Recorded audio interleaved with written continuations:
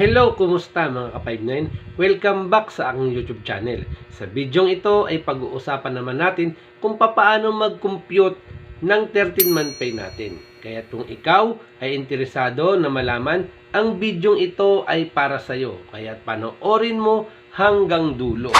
At syempre, bago tayo mag-umpisa, muli, hinihikayat ko kayo na mag-like at mag-subscribe sa aking YouTube channel at pindutin ang notification bell para lagi kang updated sa mga bagong video na ilalabas ko. Kaya't umpisahan na natin. Let's go!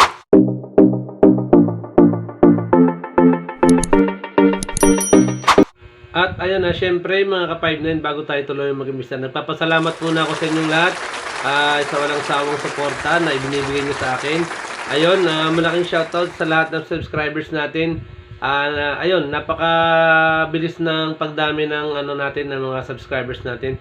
Nung nakaraan lang, bago yung huling upload ko, 2,000 plus. Ngayon, grabe, 2,800. Malapit na tayo sa 3,000 mga ka-59. Kaya ayun, malaking shoutout sa iyo.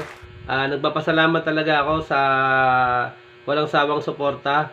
Shoutout ko lang, nagpapa-shoutout si 59. 59 Celine Hitones. Ayun, 59. Malaking shoutout sa iyo. Ayun. Syempre ngayon mga ka-59, pag-uusapan natin syempre yung napapanahon. 'Di ba? Gumawa ako ng video na to dahil alam ko na syempre malapit na yung 13 natin, 'di ba? Kaya gumawa ako ng computation kung paano i-share ko sa inyo kung paano nyo kukwentahin o kung paano nyo i-compute yung 13-month pay natin. Ito pala, hindi lang pala to sa atin na mga ka-59 na lahat, para to sa lahat ng mga empleyado, na para sa lahat ng mga empleyado sa mga private sector na kagaya natin. Ayun na lahat makakatanggap tayo ng 13-month pay, kaya mula 570 hanggang nagdagdag ng 40 pesos naging 610. Ikukwentahin natin yan para malaman nyo sa pagdating ng 13 nyo pa sa December. Syempre alam nyo na kung magkano dapat yung makukompute nyo na 13 month nyo, para alam nyo kung magkano yung makukuha nyo na 13 month. Diba? Syempre mahalaga sa atin yan. Ano lang yan eh. Isang beses lang binibigay sa atin sa isang taon, kaya dapat alam natin kung tama yung naibigay sa atin. Ayun, syempre mga ka-59, ang lagi lang nating paalala, syempre always 1035 sa mga 20 para 74 tayo, 16. Ayun mga ka-59, ngayon puntahan natin yung ginawa ko kung paano i-compute yung 13 natin. Tara. At ito mga ka-59 yung ginawa ko na computation para malaman nyo kung tama ba yung makukuha nyo na 13-month pay. Ayun. Syempre, konting trivia at kaalaman muna tayo. Ayon sa aking pagsasaliksik na isa batas noong December 16, 1975 under Presidential Decree number 851, ang ating 13-month pay na binasbasa ng dating Pangulo Ferdinand Marcos Sr. Ayun, at nakalagay dito na lahat para sa lahat ng rank and file na empleyado sa pribadong sektor. Syempre kasama tayo mga gwardiya dyan.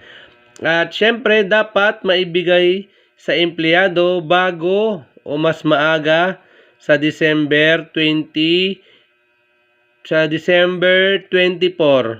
sa kasalukuyang taon.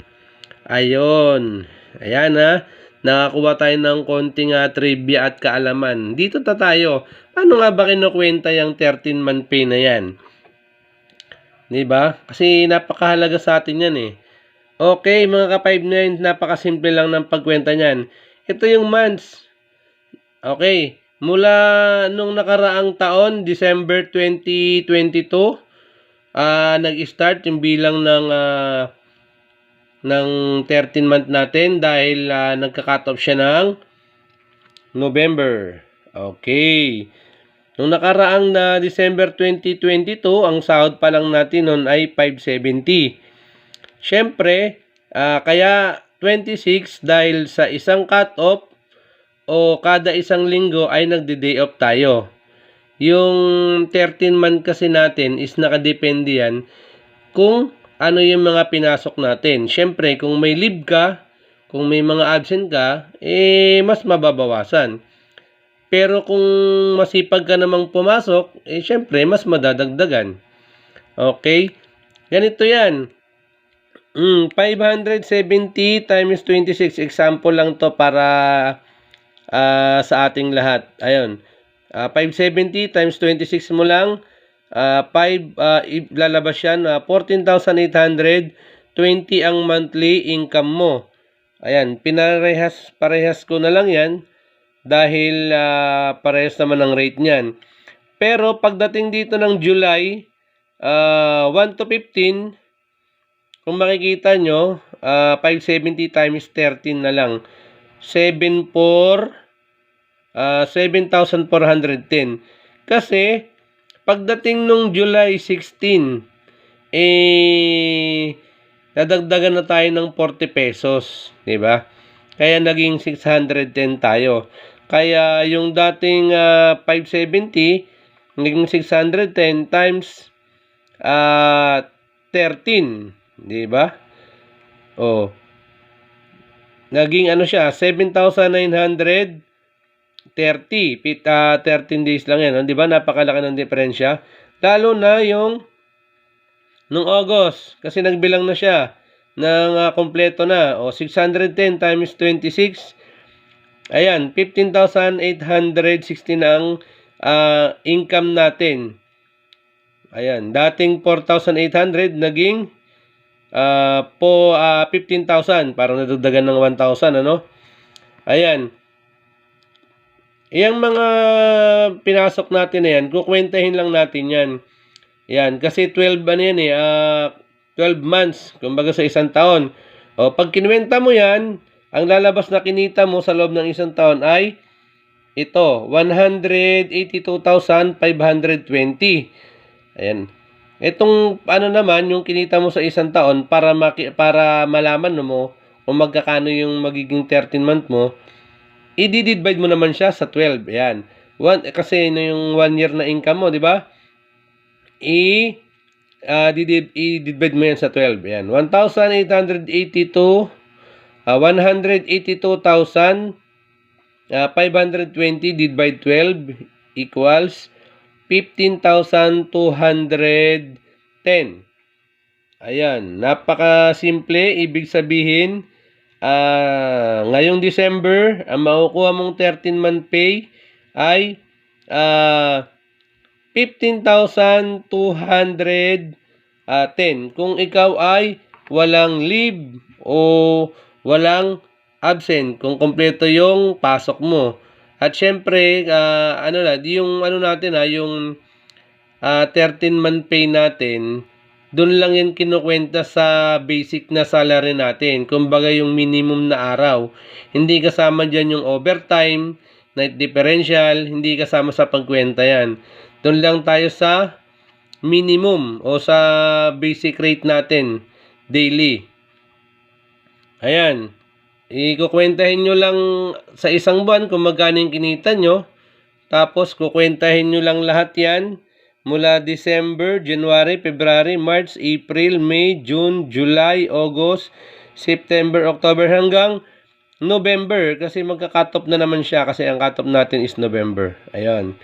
Ayan. Ito yung kinita mo sa isang taon. I-divide mo lang sa 12. Lalabas, yun. Ito na yung pinaka 13-month pay natin na makukuha ngayong December. Okay, mga ka-59. Ayan na mga ka-59 ha, 'di ba? Napakasimple lang ng pagkwenta ng 13-month pay natin.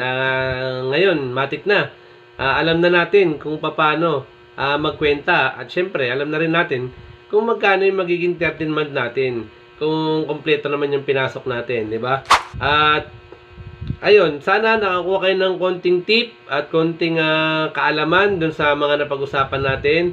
Ayun, kung meron kayong mga napansin na mali o meron akong nabanggit na mali dyan, pa-comment nyo lang sa comment section. Kung meron kayong gusto na mga pag-usapan natin, mga topic, i-comment nyo sa comment section para sa susunod yun na naman ang pag-uusapan natin. Ayun mga ka-59, syempre, hanggang dito na lang muna tayo. Advance Merry Christmas sa ating lahat. Sana yung makukuha natin na mga 13 natin ay magamit natin sa tama at magamit natin ng maayos para matuwa yung mga pamilya natin. Ayun, hanggang dito na lang tayo muna mga ka-59. Maraming salamat. Mabuhay tayo at God bless sa ating lahat. Thank you.